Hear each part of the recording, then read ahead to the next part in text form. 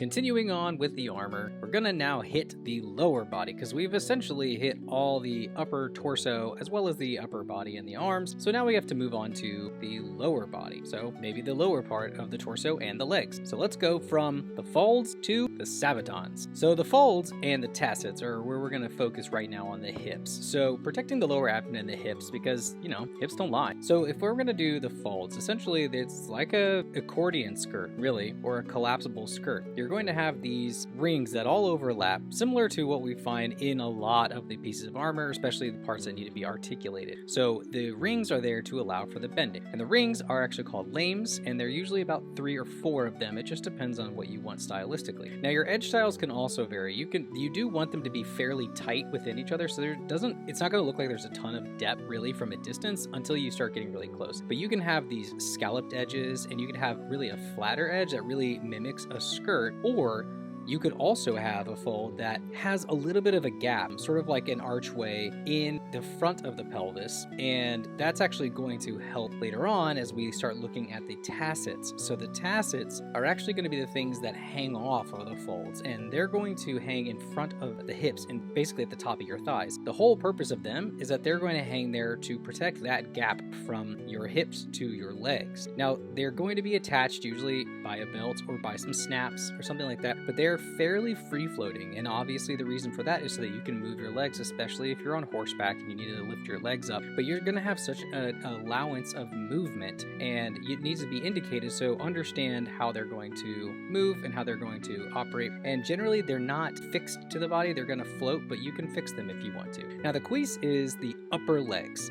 If I'm mispronouncing that, then that's fine. I don't know all the things. But anyway, this is your upper leg armor, and obviously it's going to vary based on what your character does. It can either go high up on the thigh or it can go low, and that tasset is going to do a lot of the work covering it. Now, one thing that is good to know is that a lot of the times you're going to have an open back for anybody who's mobile, especially if you're going to be mounted cavalry, but you can close it and have it fully enclosed if you want. But it's good to note also, if you have a character that's riding a horse, then those cuisses are going to go down the thigh on the outside a little bit lower to protect them.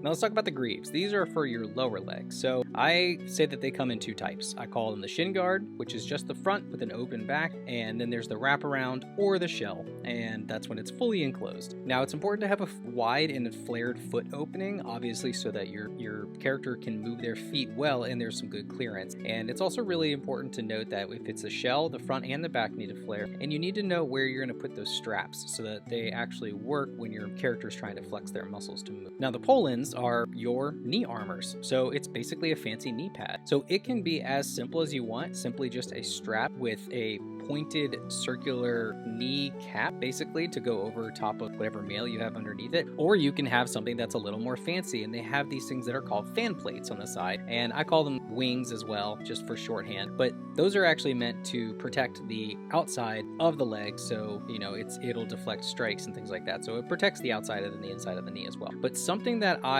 like to always make note of is that remembering the layers and the depth of the armor, especially where the polans and the greaves and the cuisses are, it's really important to remember the depth there. And I know that for the sake of protection, you want to keep everything really seamed together, but for a visual narrative, visually allowing the gaps in the movement is so much more interesting to look at than to have it completely sealed up. So just as a note there. And now let's move on to the last piece, which is the Sabatons, which are the armored feet. Now these kind of look like really bugs if you kind of think about it, but it's more layered armored pieces all together that are hinged and allow that foot to continue to have a surprisingly large amount of mobility and articulation. Something that is good to know if you're ever drawing a character that's falling over and they've got some Sabatons is that they are hollow and they are strapped underneath the foot, and you will see the exposed foot and those straps underneath it. So thank you guys for watching. Head over to my school for more art hack guides and to continue this conversation on Fantasy Fall, and stay tuned for one more armor video. Thanks everyone.